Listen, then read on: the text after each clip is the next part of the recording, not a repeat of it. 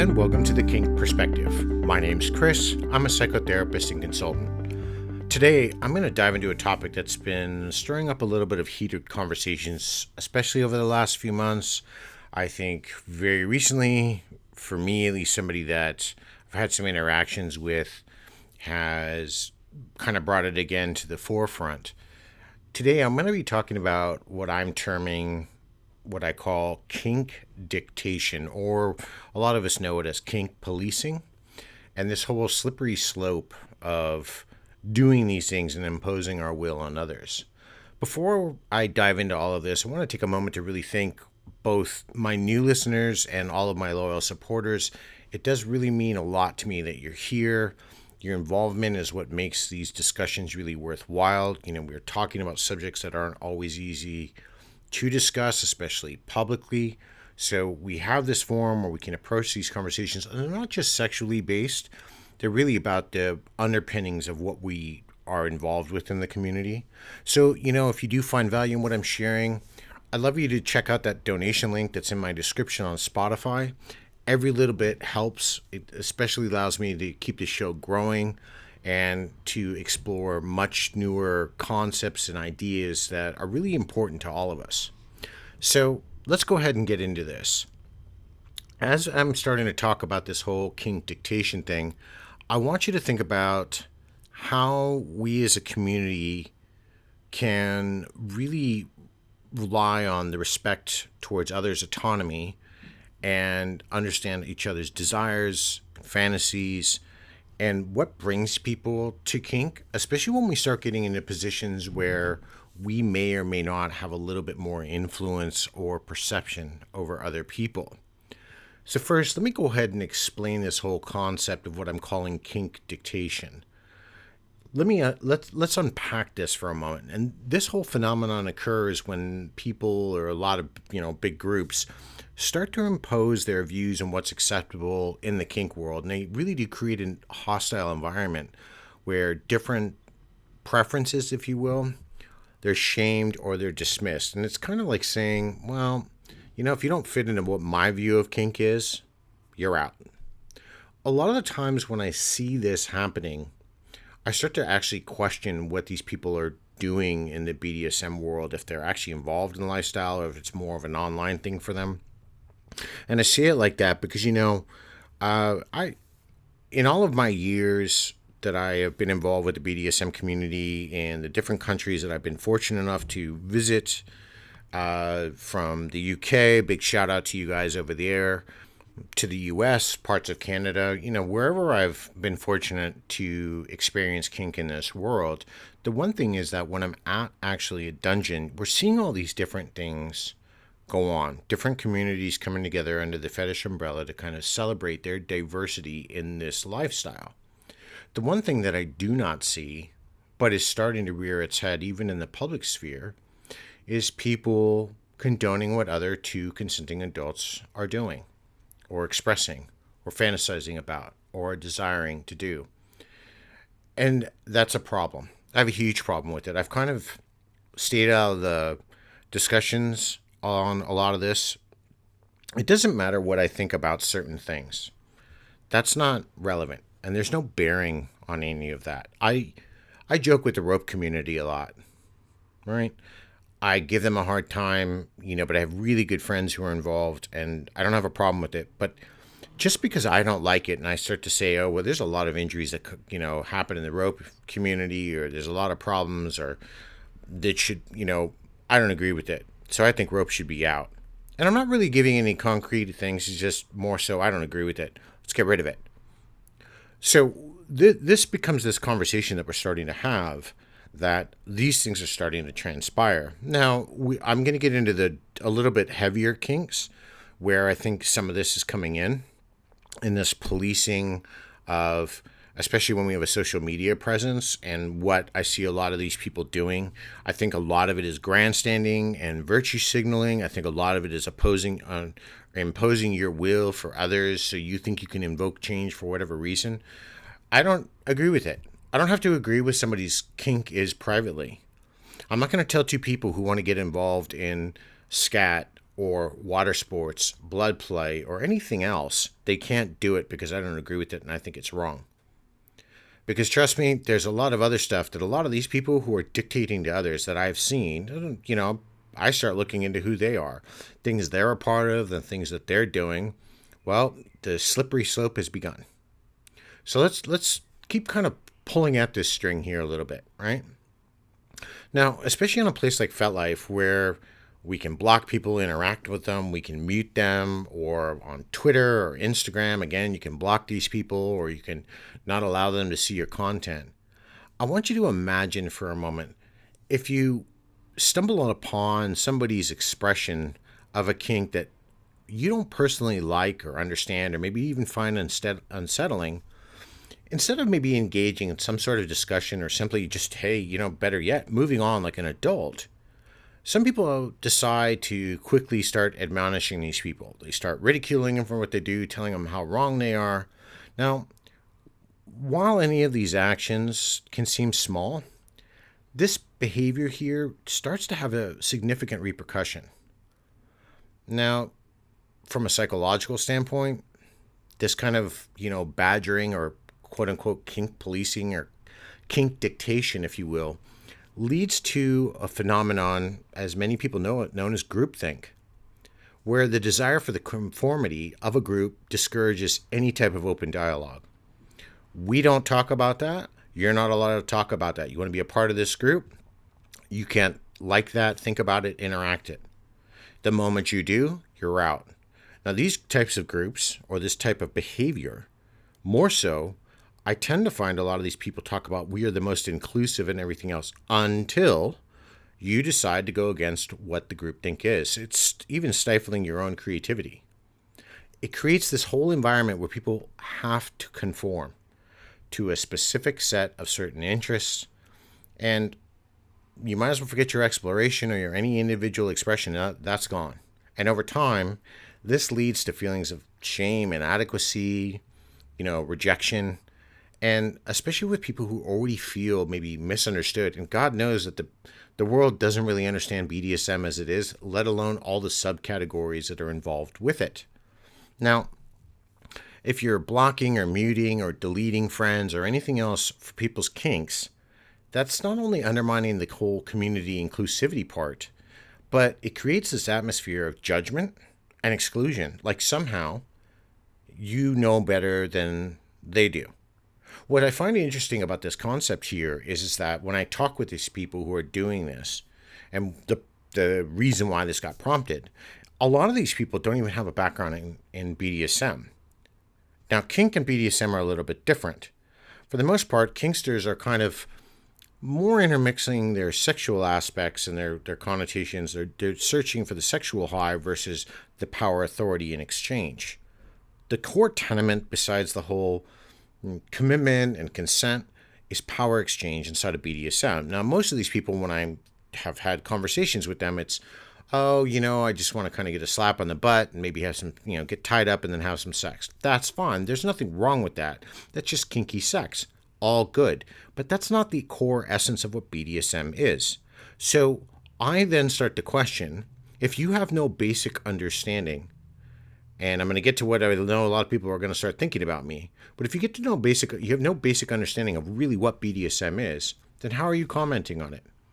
Oh, Chris, you're being a gatekeeper. You know what? I wear that badge proudly. For 26 years, I've been part of this community. I've known people who've been at 40, 50, 60 years. And, the stories they talk about and the things they do, they're wonderful. But when we start doing this whole, we're taking away that BDSM is about exploring this whole wide range of our desires and our fantasies and, understanding this power exchange. When we have these specific unique interests, this type of exclusion leads people into emotional distress. And people start to internalize the idea that what they want, what they're after, it's not valid. They're not worthy of acceptance and they should be ashamed of themselves. And the whole impact of this kink policing here, this dictation of what people should do, extends beyond the individual experience, by the way. It totally destroys the whole essence of the community by diminishing every aspect that makes it so alive, vibrant, bountiful in the things that we can do. Needle play, edge play, suspension, hooks, impact, sadism, right? Even stuff that I'm, whether I like it or not, is there. What I don't do is I don't tell you how wrong it is. I can have my personal thoughts, and then I just choose not to interact with those communities. But I sure as hell don't go around and tell them how wrong they are, right? And we're going to get to some of those examples. When people feel unsafe or unwelcome in expressing any of those interests, we're going to start losing the opportunities to connect and understand with people. Which, by the way, that's kind of what BDSM is about, especially when we come together in the public sphere. And I'm talking a dungeon. I'm not talking online. I'm talking when we go to our events and do these things. That's what we're there for. And I know a lot of these people who are online, who have these big followings, who are saying these things. The reality is you don't step foot in those arenas because you have no idea what you're doing. Does that sound like me being condescending? Yeah, probably a little bit, because I'm starting to get tired of people dictating. I've been in this, doing this for too long. Practice too much risk prevention and safety prevention and exploring opportunities and setting up scenes to let somebody who feels that what I'm doing, just because they're judging it wrong, doesn't want me to do it anymore. They don't get that right. There is no uniformed body of BDSM. We don't have a governing standard. We have no specific laws. We have basically how we let morality judge us. So that's really what's coming in here, is the morality police. But, we're not doing that. If we're supposed to remember the whole point of why we're together in all of our diverse experiences, where we can all connect and share and learn from one another without any type of judgment, the more people start doing this, the less of that's going to go on. The real BDSMers who are already starting to go back underground, because all of these new wave, and a lot of it is this whole I believe it's TNG, let alone it's people who have no idea what they're doing inside of the lifestyle, but they're imposing their beliefs, their thoughts, and their views on what's morally right or wrong to do. You can't do that. It's not healthy. It doesn't matter if you agree. It doesn't matter if you don't like it. I don't care for when people are like, I'm going to come out and protect all of these young people. What's funny is when I see people talk about this, and a lot of times it is women, here's my problem with this. The same statements where, that's fine. You may not like age gap relationships because that's usually one that gets hit really hard. But that does go both ways. So you don't like the 18 or 20-year-old that's being hit on by somebody that's much older than her, but you cheer her on and you support her in her sexuality and her explorations if she's doing an OnlyFans page. You don't like an older guy hitting on her at all, but that's her profit margin, which she's trying to get. So that makes no sense to me. That's number one. But number two, then you will celebrate and hold high a woman who is in her 40s, 50s, or 60s, who's dating a man half her age, because then you're telling her, you go, girl, you're empowered. Nah, it doesn't work that way. That's a double standard. I'm sorry. I don't agree with that. If you don't like it, that's fine. We don't have to agree. What I'm trying to tell you is I don't care what the 60-year-old woman is doing. I don't care what the 18-year-old is doing. I don't care. We're still adults. We can still make choices. Are there people who are predatory? Sure. But not every person is. By just slapping these labels out there, you're deeming every movement, every person with this label. That's reprehensible. That's a ridiculous notion to label an entire gender something because you don't agree with the practice. Yet, a lot of you then practice other kinks that, to me, would kind of follow in that category. Am I judging you? Well, maybe. Stick around. You're going to hear. Right? Let's get into this whole boundaries and autonomy thing. Yeah, I'm a little fired up today because I think for myself, especially from a therapist point of view, where I see a lot of people that are in the kink community or those who are exploring it, I think that what you're doing is you cause so much pressure, external pressure on some of these people. They actually end up leaving the community. They go out and then they really have unsafe interactions, and it creates far worse. This whole I want to police what people can do. I watched this thing this past weekend called Sweet Bobby. For anybody who has Netflix, it's about this woman who got catfished for like 10 years.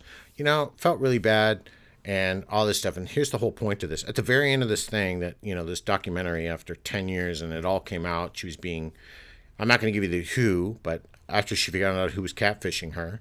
The reality was that she turns around and says, I believe the internet should be policed. That's absolutely a ridiculous notion. At what point do we, and this is how this ties back, do we take personal responsibility for our actions? Right? If we choose to get involved with someone, yeah, you're not going to help with those being malicious. And I'm not talking about that. Right? Let's not get externalized here. Right? If you're an adult, you got to learn to take responsibility for your actions. You go out and break the law. It wasn't your mom or your dad's fault when you were 18. That was your fault. You're going to suffer the consequences, right? I'm not saying that, something bad's going to happen to every person, but, if you think you're unsure at coming in at the legal age to participate in sexual activities or things that have an overt sexual nature, don't get involved. But I have no right to tell you whether you do or you don't. I sure as hell do not want the government stating whether I can. And that's kind of what these people are doing. And I just don't agree with that. Because then what's going to be the point of participating? Because then it's going to come down to a list of things I can or can't do that I'm not going to agree with. And Kink really BDSM wasn't born out of that. The essence of BDSM is pushing the limits of human erotic connection. And the things that people have done over the decades would probably make a lot of head spins. But they do it because it excites them and it pushes their boundaries of connection and trust and love and the beatings and the bruises and the pain and the cathartic release that these people feel and the endorphic rush. Who are you to take that away? Well, the answer is easy. You're nobody. You're not allowed. Now, you can police your own space. You can, but you're going to find your world is a lot more closed in. You're going to find a lot of people who have a much broader view don't want to interact with you. And then they'll complain about that, how they're ostracized, but nobody did that to them. They did it to themselves. I just choose, myself and many others included, choose to no longer interact with those people. I don't interact with people who have a closed mindset. I don't agree with everything. For those who know, I had a conversation with Mistress Kitten not too long ago about needle play. I'm not big into needle play. It's not one of my things. But it was definitely one of the most fascinating conversations. She's got a great podcast that she's running called The Reign of Blood. I encourage you to check it out if that's your vibe, right? All of those things. But I'm not going to dictate that that's wrong. As a matter of fact, I've seen some of the art that she's done. It's incredible. But because I don't like it, I should say she shouldn't do it? Who am I to dictate that? No one. Right? So when we're talking about boundaries and autonomy here, the whole, boundaries are important for everything, especially not just engaging in kink, but our lives. If we're not going to feel safe or respected, then why the hell are we doing this? And there's a real fine line between asserting our boundaries and infringing on the autonomy of others. And when individuals start doing this, they want to set all these guidelines and what's acceptable within kink, and they risk creating this whole restrictive environment. Look, you want to go out and open a dungeon, and you want to tell people they can't spank somebody or they can't dress a certain way, that's fine. Totally, you're right. Now, you're investing your own capital. I wish you the best of luck. But I don't know how long something like that's going to stay open if you're restricting the very thing that people are trying to explore. But we don't think about these things. And I think for me, I'm just kind of fed up with all of this. This just really isn't about personal preferences. It's really about stifling any type of exploration and discouraging people from expressing their desires because you don't agree with them.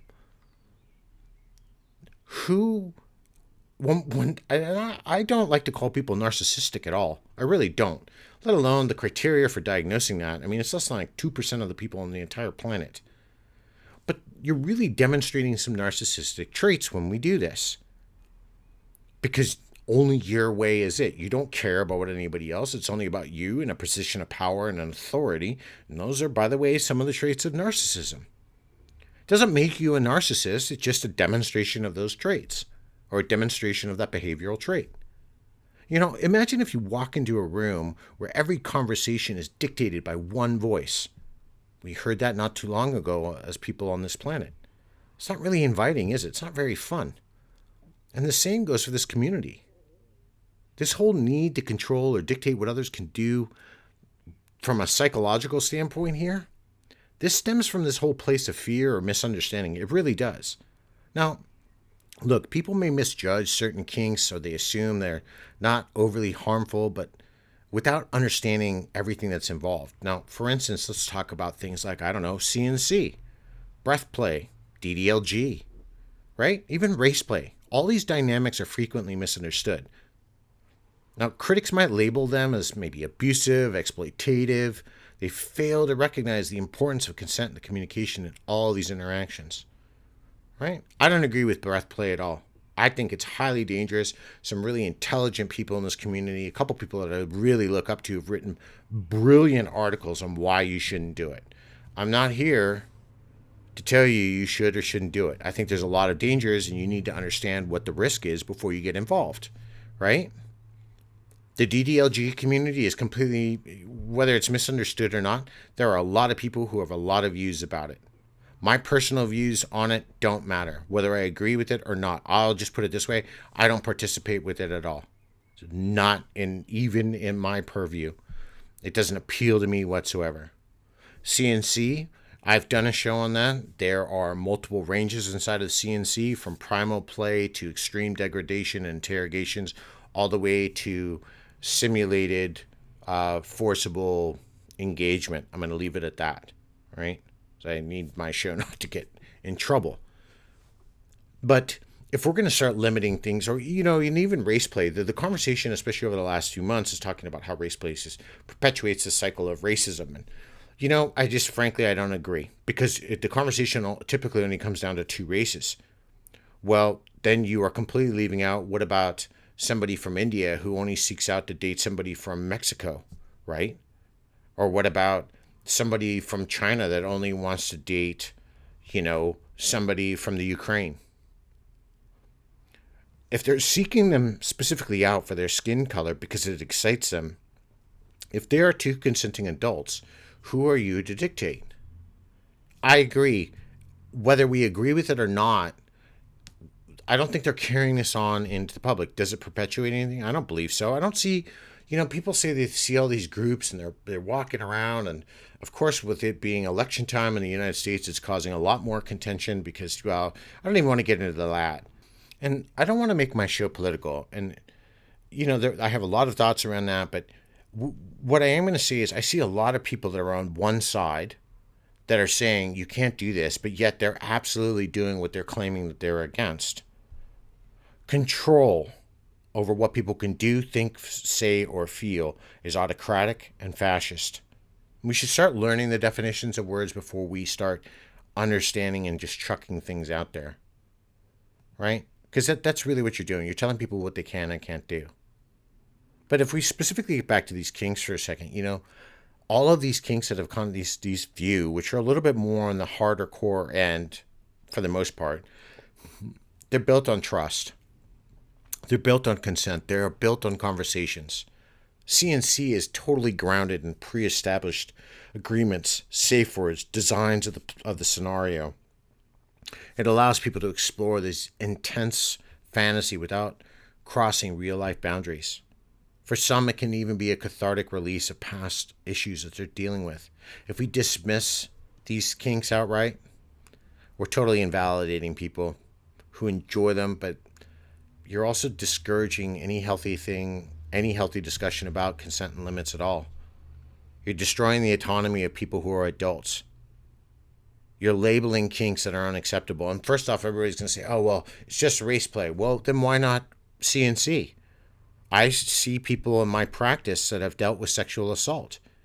It's a terrible thing. So wouldn't, by extension then, that could be perpetuated through CNC, because there is an extreme end of CNC. And I've covered that before. You can't eventually have one without the other, because once these things get going, they won't stop.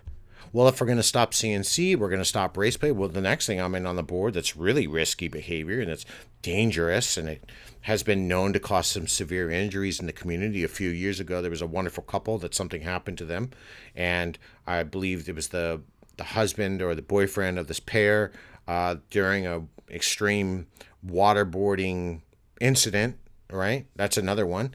Suffered, I believe it was like a hemorrhage or something, and hit his head on the floor and lost consciousness, right? Well, guess we should stop that play. Well, what about the perpetuation of the DDLG community? I mean, come on.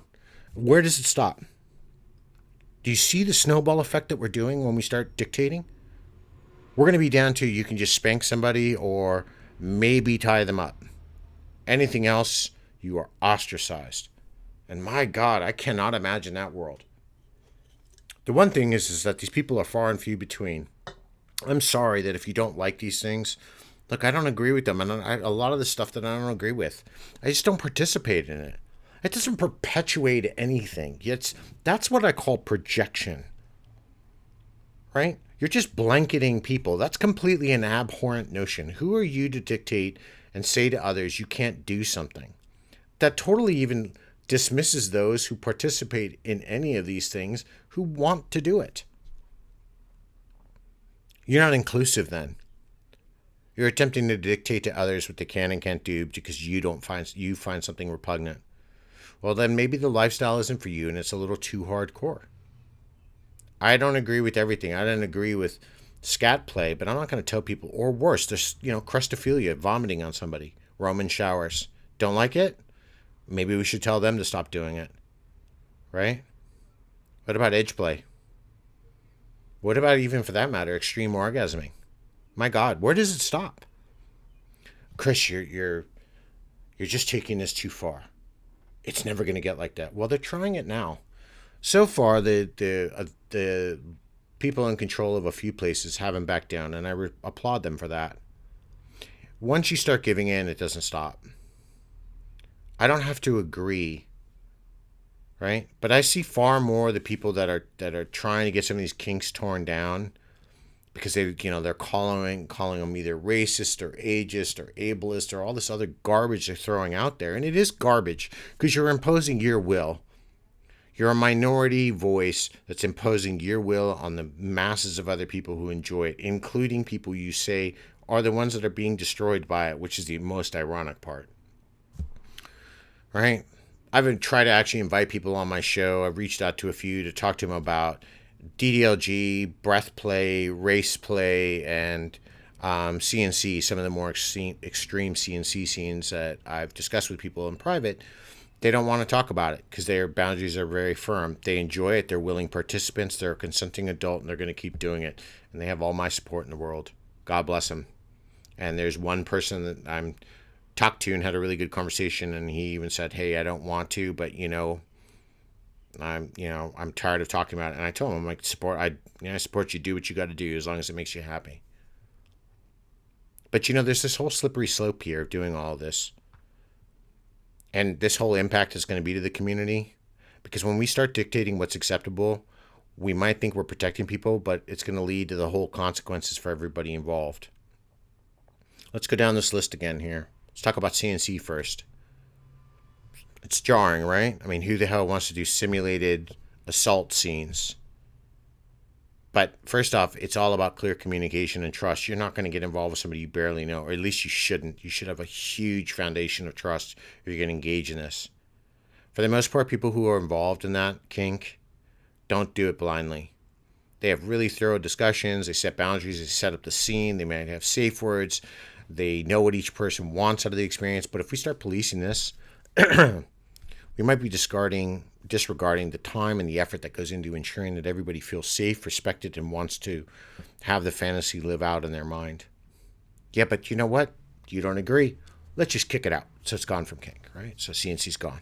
Let's get to breath play. I hope you all can tell that there's a sarcastic tone in my voice because the ridiculous nature of the things that I'm talking about, because it is. People think that it's not going to get this far, but I'm telling you, if you keep doing these things, this is how far it's going to get. Now, breath play is extremely risky, medically risky. And it's so important that trust is such a big deal here. You're giving up control to somebody that creates that whole deep bond. It's thrilling. If we demonize this without understanding why we're doing it, the whole psychology involved of why we're doing it, and we make people ashamed for it, they're going to forget asking people who are experts in doing it or who have a lot of experience in doing it. What they're going to do is they're going to go back on their ground. They're going to do this privately, and a lot of people are going to get hurt real quickly. But you know what? That doesn't matter. We don't care about them because, hey, we eliminated breath play. Now, getting into race play, and this is going to be definitely a tricky subject because this brings up a lot of historical baggage. And if we're going to do that, we better start reading books from all over the world because we have to approach this thoughtfully. But, whether people engage in this type of kink or not as a way to maybe confront difficult social dynamics in a whole controlled atmosphere. But here's the kicker. It's all about informed consent and respect. If we shut down every discussion around this so quickly, we risk alienating people who are trying to navigate these feelings in this whole environment that we say is open to discussion. Because I have friends all over the world that are all different races. Some don't like it and some willingly and actively participate. As a matter of fact, they won't participate in a relationship unless that's the main core of it in that exchange. But they're adults and they decided what they should be doing. I have one friend who reached out to me. He's in a certain group where it's more sexually oriented and he has a certain role as a stag. And that's what he lives for. He thoroughly enjoys it. He enjoys the humiliation of somebody else. And he's not only been with white people, he was telling me about all the different other people that he's been with. And he says, why am I not allowed to explore it just because that makes other people uncomfortable? And then he says, he's being told it's some weird form of reverse racism. The irony is that this person is in a whole other country and it's America. And, God bless you, Americans, because I love you all, and I serve to protect the country. But my God, we project our hubris onto others so often, and that's what gets us in trouble. Not everything we do in America fits for everywhere else. Maybe it's time to start learning that. I was abroad for a really long time, and let me tell you, don't give the best opinions when you keep thinking your way is the only way. It's not healthy. The rest of the world has their way of doing things. You don't have to agree, right? I know it.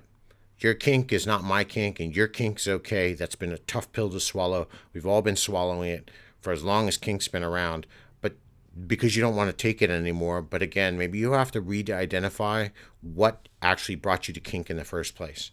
These things aren't new. And by the way, they were a lot more respectful than when there was a lot less arguments about them because there was a lot more rules that actually governed some of these things. Now, let's not forget about the whole DDLG dynamic for a moment. And this one often gets a really bad rap. I'm sure it does, especially at its core, because this whole nurturing and caring thing and the people regressing towards ages or acting towards age regression. But if people really start policing these dynamics, that's going to create a whole sort of division in the community, and people are going to feel they're going to have to hide anything they're doing. What about the adult baby diaper lovers? What, you're going to make them feel ostracized because they want to do that? Right? It's what, you're going to tell them, hey, it's weird. You shouldn't be doing that. You're an adult. Why are you wetting yourself? Is there something mentally wrong with you? Is there something physically wrong with you? That's not fair to anyone. That's what you're doing. Every person, every limited kink that I've just talked about here, that's what you're telling them. There's something wrong with you. I don't agree with it, and you should stop doing it. When these conversations become so black and white, we create this environment filled with judgment and hostility. And you're going to push people away. My God, you're going to push some really great people away. I've had conversations with people I don't agree with the stuff they do, but my God, the knowledge that they hold is so... I don't have to agree with everything that they're doing just to talk to them. Maybe that's the difference when you're a little bit more open.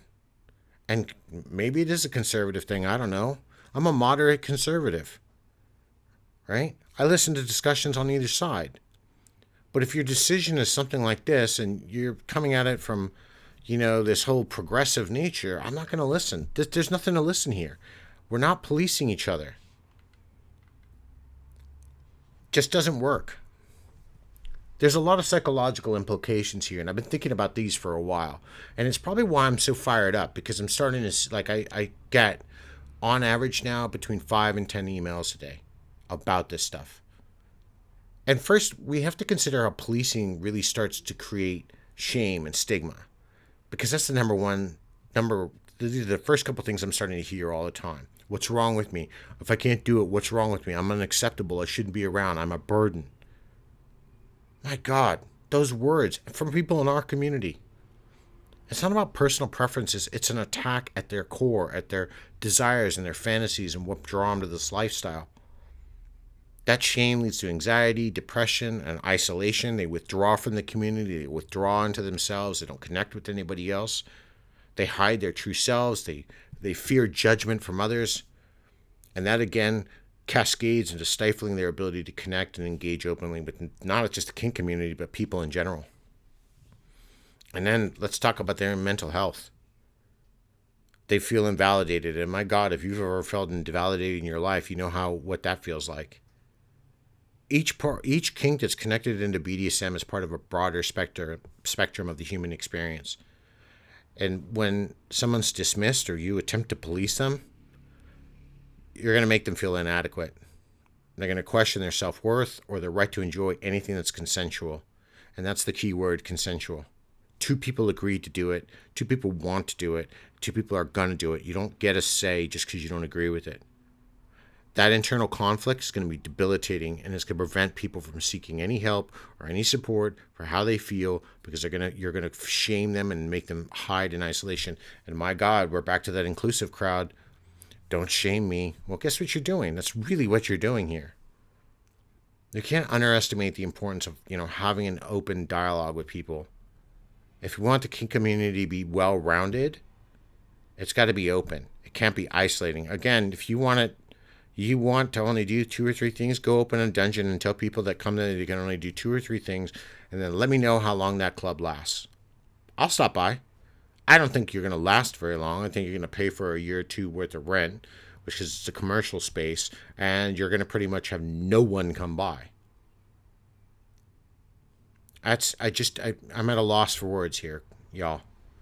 The openness not only builds understanding when we talk to other people in the community, but it makes us feel like we all belong. It's why people come here. And when people feel safe to express who they are, we create an area where kink exists and coexists together. My last point here for the day, the show is supposed to be like 20 minutes, so I'm like doubled the time today. I don't know. This subject really bothers me. But the consequences here of kink policing or kink dictating and how it affects our community, well, the reality is we're going to start targeting specific kinks first, or that's what these people are doing. And then we create atmosphere of fear and shame among the practitioners that are really doing kink, not these people who are hanging out online with some misconceived notion of fantasy of kink about, I'm going to just kneel all day, or I'm going to do 24, none of those things are going to happen, right? Because their reality is far removed from any actual work that they're doing inside of the BDSM lifestyle. But we remove people's ability to explore. You're just judging them and you're being hostile because you don't like it. You don't even ask these people why they like it. You don't even know if they... I have a whole bunch of groups that I'm in on, I think on my profile, my professional profile on FetLife. And let me tell you, just because I'm a part of them, I think sometimes it's just for reading. Sometimes I haven't visited. I think there's like one group that's got like 8,000 notifications. It's really active out of like Los Angeles or something. I haven't gone there because I don't have the time. It's the same with some of the fetishes that I have listed. Some of them are for actually research purposes. They don't mean one thing or another to me. Some of them I've gotten rid of over time. I don't really care about them. But we're just judging people. You're really judging people. That's what you're doing. Who are you to judge? When did somebody make you the arbiter of BDSM? Well, I know the answer, and they never did. And most likely a lot of you don't really even know what BDSM is, because a lot of times it's very clear to tell. But we do this because, again, and I said this at the beginning of the show, you're virtue signaling and you're grandstanding, and you're actually doing it for more attention. And a lot of times people will say, oh, well, I post photos and I'm allowed to do what I want, but I don't want this type of engagement. Let me just say this. You post anything on social media, that goes for me. I post writings and I get people who don't agree with me. That's fine. But if I post something publicly, I have to be ready for the consequence of what somebody says. Right? I may not like it, and I've had disagreements with people. I try to do it politely until it becomes impolite, and then I stand my ground. Or if it gets to the point that they're insulting me, I start deleting because I'm not going to engage with that anymore. I've stopped that. But if you post stuff on social media, if you post it in the public sphere, you open and invite yourself to public comments. Whether you like them, agree, or disagree, that's a different story. Yeah, we all want respect and kumbaya in the world, but that's not the world we inhabit. It's a really shallow view of social media, and it's really not healthy, but that's a different story again altogether. There is no one size fits all approach here to BDSM. Just because you find or anybody else finds something unacceptable doesn't mean that it's harmful for everybody. Every kink comes with its own contexts and motivations, risks, and issues. But if they're done with people who consent, that have trained or whatever else they're doing inside of them, why is it anybody's idea to change it? Policing or dictating kinks isn't just a misguided effort to protect it. You're not doing anything to protect the community. It undermines the entire foundation of what the community stands for, freedom and acceptance. And frankly, I should see more of you challenging each other to bigger understanding instead of supporting the notion that dictation is what we want of why we're here. Because one day you're going to wake up. If that's all you do, you fall to a place like FetLife or Kink.com or Fetish.com. You get all these people who are riling all these people up. You're not going to be allowed to do anything, at least demonstrate it on there or share your stories or pictures, because they're going to boot you off the site. Those places will eventually close down because you know what? Then it's going to become really homogenized and gentrified, and it's going to be streamlined, Starbucks kink, and God knows nobody wants to do that, right? I say you have to stand friendly against policing and support everybody's interests, regardless if you agree, because frankly, that's what makes us who we are, and that's what makes up the community. And I don't know one person that can tell me really, truly, that's not right or wrong. At its heart, kink is about consent, exploration, exchange, connection, communication, trust. It started as a way for us to express our desires and fantasies without judgment or shame. This community was built on trust and mutual respect. We celebrated everybody's diversity and we enjoyed those demonstrations. But this whole trend where people are so quick to police what's considered acceptable, instead of celebrating these differences, we're just labeling them as problematic or even predatory. This whole shift threatens the very foundation of what makes BDSM BDSM. And I want to be clear, everybody's journey is unique. It's not one size fits all, but our individual preferences deserve respect. And if all you're going to do is create fear or shame, or you want to dictate to me what I can do, well, you're going to have a lot less interactions with people who are actually doing BDSM and some activities that are really cool, and then the people who are pretending and just trying to dictate to others what you can do. So here's my challenge to you. Take a moment and reflect on your own views about kink, more so on kink dictation or kink policing. If you're doing it, are you contributing to a culture that pushes people away? Or are you just supporting a space where everybody can, explore their interests, whether you agree or not, without fear? Kink is supposed to be a safe haven for everybody. Lately, it's only a haven for the few who dictate what can be done.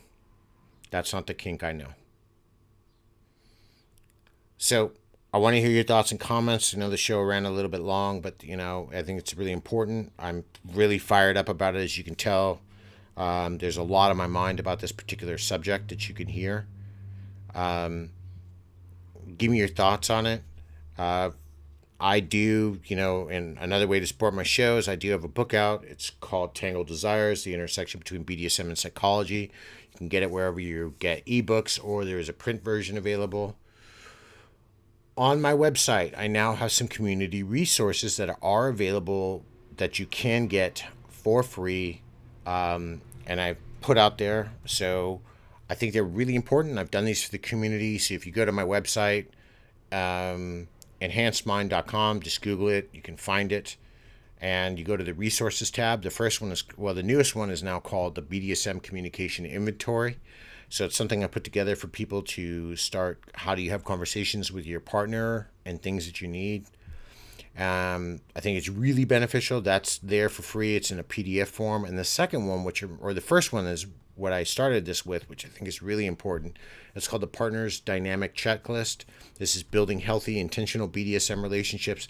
This helps you get started on maybe understanding what you want, how you want to approach BDSM, the things you want from the lifestyle, all of these important things. Again, that's up there. It's a free resource. You can go download it.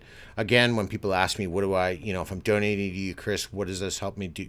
What's this do? Well, it helps me do stuff like that. It helps me provide resources to the community for free. So again, if you do want to support what I do, I urge you to consider maybe donating. It doesn't have to be a lot. A couple bucks, $5 doesn't really matter. Everything is helpful. It allows me to keep doing all of these things, right? Anyways, let me know what you think about the show today. Really, I know this is going to be a fired up topic, but the reality is I think it needed to get done and get out there. So hit me up in the comments section, all right? Let's have this discussion and see what's going on and see what's on everybody's mind. If I'm left of center field or if people think I'm right in the right spot to catch this. Until next time, everybody, be safe, stay tuned.